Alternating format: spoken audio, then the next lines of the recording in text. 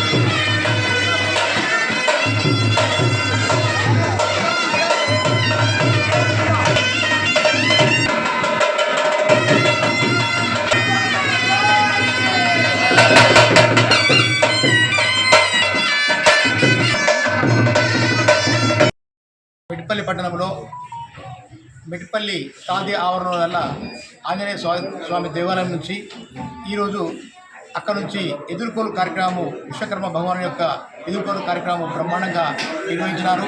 దాంట్లో మాతలు మంగళహారతులతో స్వాగతం పలికినారు. అదేవిధంగా దప్పు సప్పుళ్ళు, అదేవిధంగా సున్నాయిలతో అందరూ కూడా స్వాగతం పలికి బాజా భజంత్రులతో చక్కగా భజనలు చేస్తూ ఆ యొక్క స్వామివారిని శ్రీ బ్రహ్మంగారి ఆలయంలోకి తీసుకురావడం జరిగింది. ఈ రోజు నుంచి 3 రోజులు ఈ యొక్క బ్రహ్మంగారి ఆలయంలో విశ్వకర్మ భగవాను యొక్క యజ్ఞ మహోత్సవాలు చక్కగా నిర్వహించడం జరుగుతుంది. అదేవిధంగా పుణ్యం ఉన్నటువంటి ప్రపంచంలో అప్పుడు ముందు వెలిసినటువంటి విశ్వకర్మ భగవానుడే. ఆ విశ్వకర్మ భగవానుడు వెలిసిన తర్వాతనే ఈ యొక్క దేవతలు ఈ యొక్క ప్రపంచ దేశాలన్నీ కూడా వెలిసినాయి.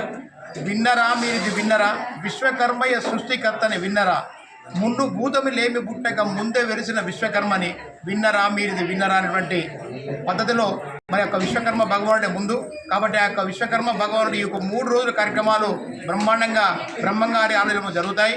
అదేవిధంగా 17 సెప్టెంబర్ 17 నాడు జన్మదినోత్సవం కాబట్టి ఆ రోజు మెట్పల్లో ఉన్నటువంటి పురప్రముఖులు అందరూ కూడా అన్ని మన కులాలు వర్గాలు అందరూ కూడా వచ్చి యొక్క స్వామి వారి కృపక పాత్రలు కావాల్సిందిగా మీ అందరినీ సాధారణంగా ఆహ్వానిస్తున్నాం. భగవానికి